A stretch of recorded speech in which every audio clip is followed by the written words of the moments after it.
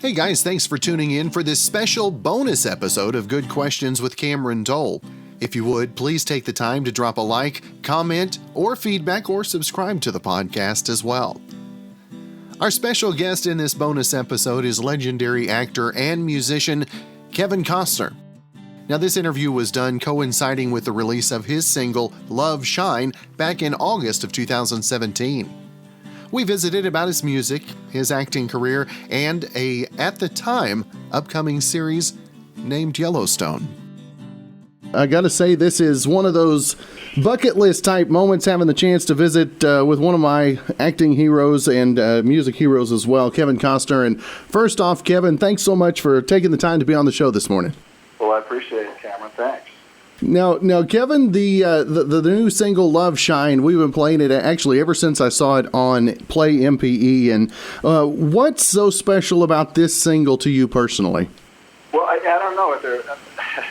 It's actually some other people really started to like it. A guy named Tommy Steele heard it, and then heard the last 4 or 5 songs we had just recorded. He said, "Why don't you play these on the record?" And I said, I don't know, because I haven't, tried to create the architecture for a rock and roll, living. The band I've had for the last 12 years, we've made about 5 or 6 records, and so when people discover the music, they're always seem to be very, very surprised. And in this case, these last 4 songs we made, I think you have 2 of them, Last Time and Love Shine.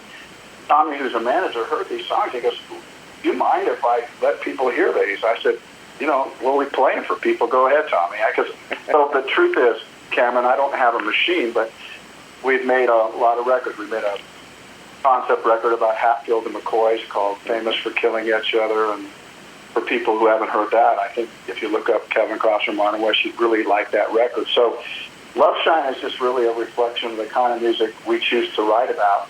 We're not looking to try to write a hit as much as write a song that has a level of meaning to us. And Love Shine is just simply about a man and a woman who was a little bit stormy, and we all go through that. Things are a little bit broken maybe, and the only way I know to try to put that back on track is to kind of shine a light on each other a little bit. Shining on me, shining on you, shut out all the noise.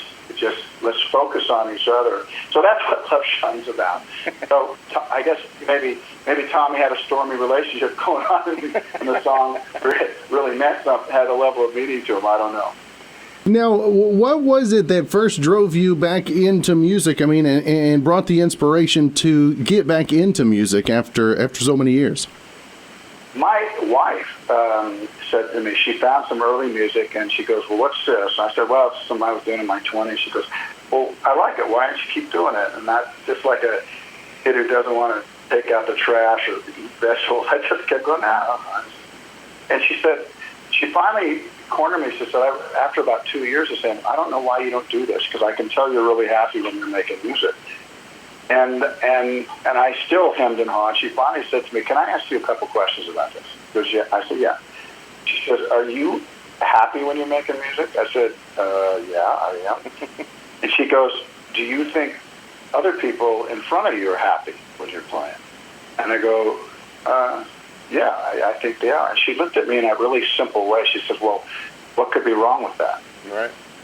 And it suddenly released me. It's not like I haven't taken big bites in my life, but I really was trying to just hold back on the music, just simply because I have a career, I do this other thing. But look, when you're playing music, I see you clearer than whenever I see you. Mm-hmm. And so 12 years ago, formed Modern West, and we played all over the world now. I don't really advertise it.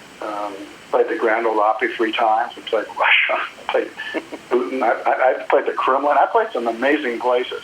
But this song that you have and Last Time are songs that I think Tommy said, I think people would enjoy these songs. And I'm really appreciative, Cameron, that you would even think to play them.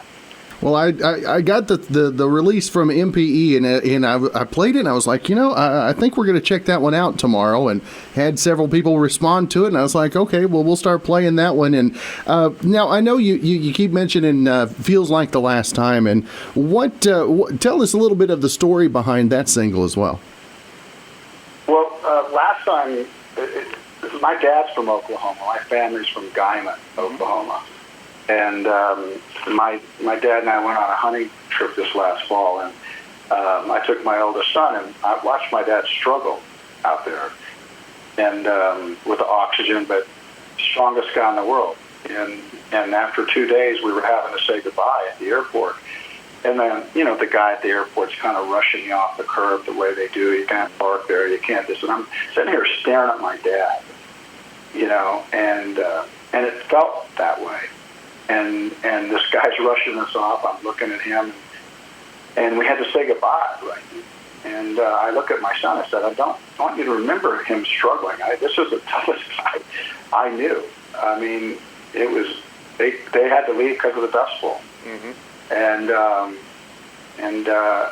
And I said, this could be the last time for us. And so I went home and started writing a song, and probably the best example of how Modern West, the band, actually functions. I told the guys the song I was writing, and it wasn't like some great epiphany, but the truth was everybody was a little bit slack-jawed because everybody has a last time, and you either had one or you're going to have one with the person that's loved you the longest, probably the most, And so when I started doing that, everybody wanted to pitch in on the song. And so if you listen to last time, at least you know what the song's about. Now, do you think that's possible to make its way into radio as well? Well, I'm not in control of any of that. Like I said, I don't have a machine. I'm just grateful that you even are talking about Love Shot. I just think that's a very cool thing in this day and time, that you take a song not being pushed and managed and whatever, and just say, it's my radio station. It's my hour or two. I'm playing the song. I appreciate that. Now, for you, obviously, you have another career that's pretty good for you as well. Which one of those do you actually have to work harder at between the music and obviously the acting? Well, I work hard at all of them. When people pay money to come see us play music, that's a really serious thing for me. And I've always loved making my movies, so, I wasn't a very good student in school, but when I found the job I wanted to do, I always took it really seriously. So I'm always really prepared in movies. I still act that way. I'm sitting here right in front of my script right now, and up here in Park City, Utah, getting ready as I'm doing this thing called Yellowstone up here. It's a long-form series, and Dad will actually probably write music for it. The director will ultimately decide if it's good enough. But, I mean, that's kind of a rule about music, right? If it's good enough, you play it. Right. It's like, well, she's, well, where is she from? Who cares? She's beautiful. It's like, what are you talking about? Where is she from? But does it matter?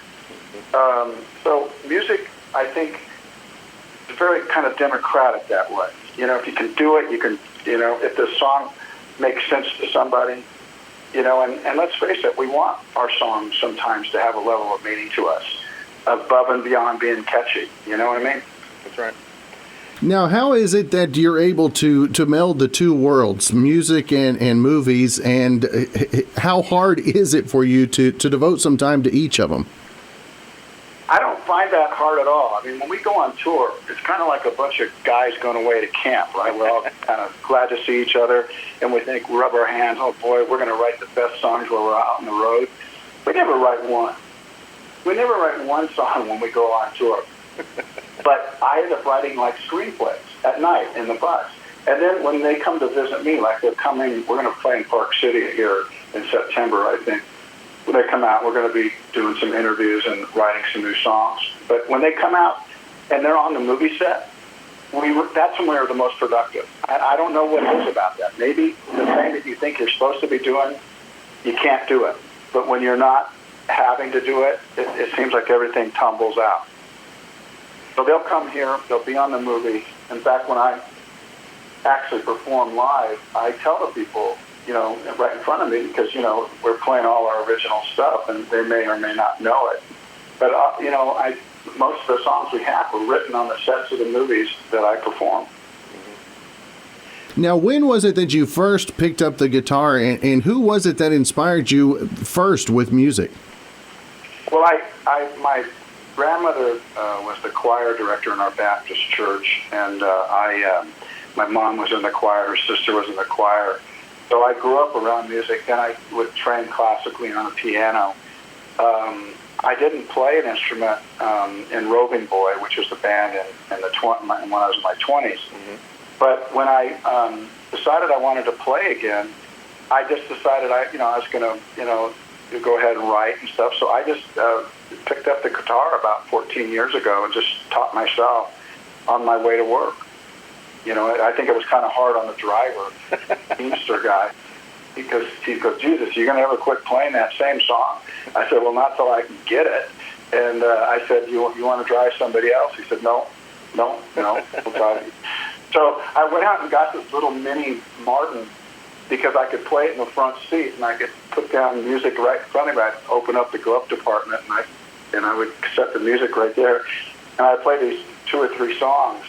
And then about a month and a half later, it all started to feel just right. And so if I was going to play live, I just wanted to be able to play. I didn't want to really hit a tambourine or something. Now, who were your biggest musical influences on your style as well?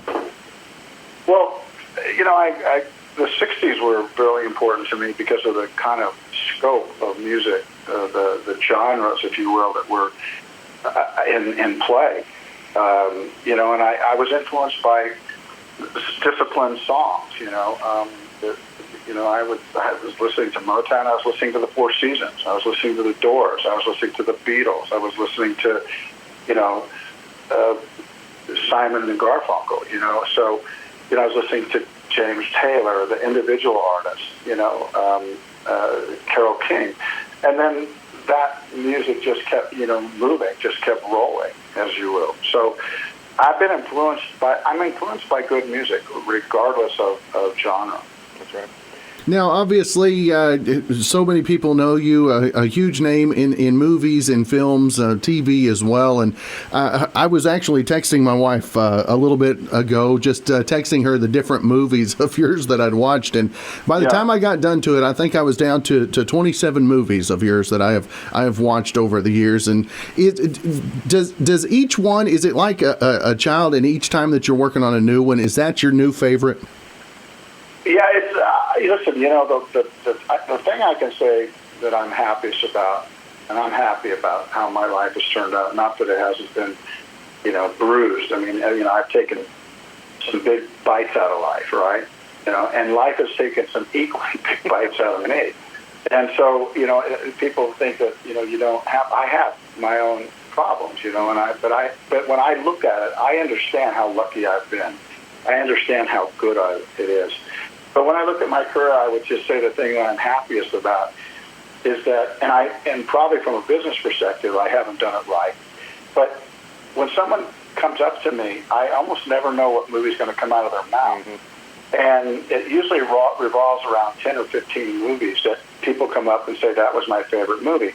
And so what I'm happiest about is that it doesn't come down to a single movie. I think I'd be a little distressed if just everybody goes, this movie, and go, wow, I've tried to make a career of making movies. What I haven't done is make the same movie over and over again.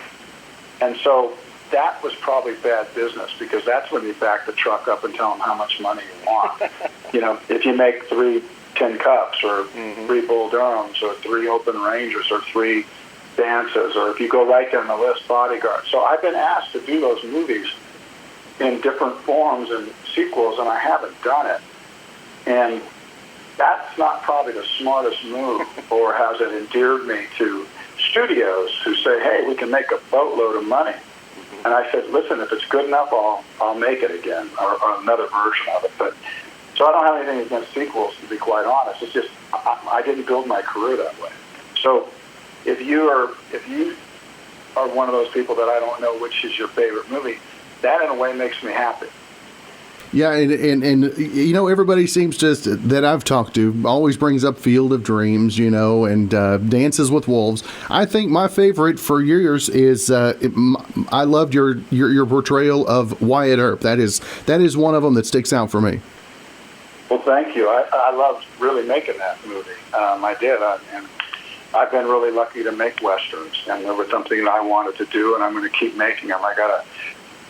I'm making a modern day western out here in Utah called Yellowstone. It's a long form series, and we'll probably, like I say, write some music for it. But I have another western in my pocket that I want to make, and desperate to make it. And it's about 10 hours long, which sounds just like me.